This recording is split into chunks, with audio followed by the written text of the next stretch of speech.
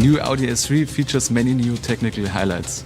Talking about the engine, the 2-liter TFSI now delivers 245 kilowatt, which is 23 horsepower more than before. Torque is increased by 20 Nm to 420 Nm. Acceleration from 0 to 100 km per hour is 4.7 seconds, which is a tenth faster than before.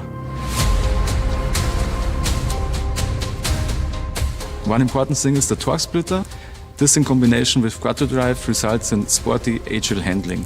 The system distributes the torque fully variable between the rear wheels, depending on the driving situation and the chosen drive select mode. The result is greater agility and stability, especially when cornering at high speeds or driving on low friction surfaces. The shaping of the system is specific for each mode. The driver can choose between 6 profiles, from comfort focus to highly dynamic. A new feature is the Dynamic Plus mode. In this mode, the idle speed has been increased to 1300 RPM to improve off-the-line performance. Throttle response is more direct, and the torque splitter delivers as much torque as possible to the rear wheel on the outside of the curve. And ESC is automatically in sports mode. The S3 also features new wishbones and pivot bearings for a quicker build-up of lateral force on the tires. The highlight are the 19-inch wheels from Audi Sport with performance tires, which have been improved in braking distance and dry handling. The S3 also got new brakes. We now use 18-inch brake discs, which are 4 mm thicker. The bigger dimension on the front axle gives the braking system a higher performance. And the visual highlight is that the internally ventilated brake discs are now perforated.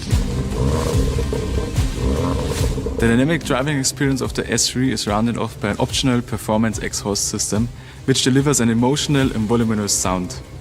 The titanium tailpipes are designed in an S-specific 4-pipeway, and the spread of the sound depends on the chosen drive select mode, especially pronounced in the Dynamic Plus mode.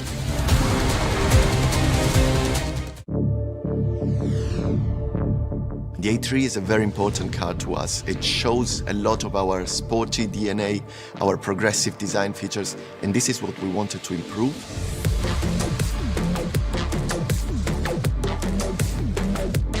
What we did was, of course, working a lot on the architecture. So what you can see is a single frame, which is flatter and wider, sitting very central on the front of the car. What's also really important is that we worked every detail inside the single frame. For example, these L wings accentuating the width of the car and therefore the sportiness, or the much bigger air vents at the side, which are necessary for cooling. This is bringing the car down onto the ground and showing this very sporty feel. The lights are a very important feature on this car because even though the contour is still the same, we completely changed the architecture on the inside. So the eyes, or this LED day running light feature, is actually sitting higher on top of the rings and showing a lot of detail work in it. For the first time, our customer can actually select up to 4 different signatures inside there. We have 24 elements which allow us to play a lot digitally and giving you a little bit of a feel that the car is more yours than ever. What you can see on the side is that we improved, of course, the wheels design. So we have a new program with 5 new wheels, which are, again, very sporty. They look much bigger. The rear end has also a very modern appearance. The diffuser is growing much higher in the proportion. We have the same L wings like we've seen in the single frame, a brand new feature which we've never done before.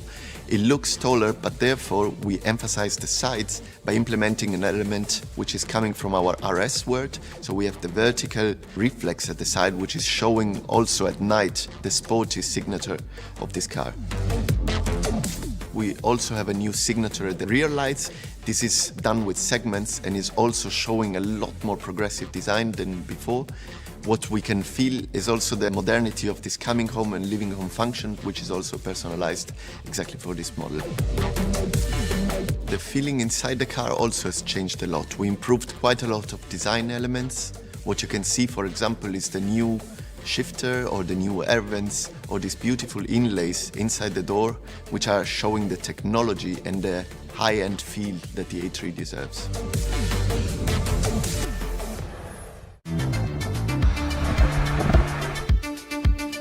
Here we have the rear axle of the new Audi S3 with the main part, the torque splitter.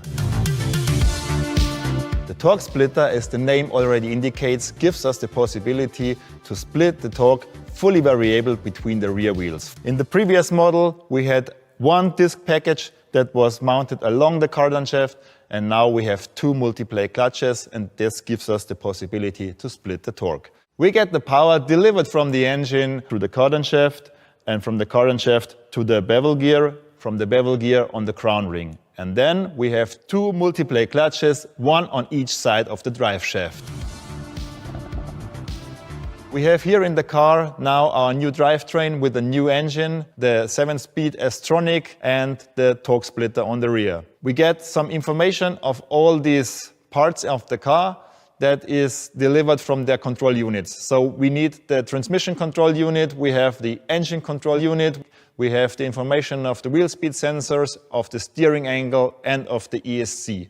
All these information are provided to the actuators of the torque splitter. On each side of this drive shaft we have an actuator that is opening and closing this clutch package within milliseconds. These two actuators are linked together by a private LAN, and each clutch knows exactly what the other is doing. We can use it for agilization and for stabilization of the car. For example, if I want to go very dynamic, then we send more torque to the outside wheel that is leading the car into the curve. When we go now to a left-hand bend, we close the right clutch and the torque is distributed to the outside wheel, to the right wheel. If we want to go to a right-hand bend, we send the torque to the left side of the car and leading the car into the curve again. On the other hand, if the car seems to break out for some low friction, we can speed up the inside wheel and get the car stable again without braking. The characteristic of the torque splitter depends on the chosen drive select mode. Here we have a comparison from the comfort mode on the one side and the new dynamic plus mode on the other side. On the comfort mode we have a balanced distribution of the torque between the rear wheels, and on the dynamic plus mode we have the distribution mainly on the outside wheel, so this gives us dynamic cornering with less steering angle and tangentially oversteer. This is another big advantage of this new rear axle, the torque splitter.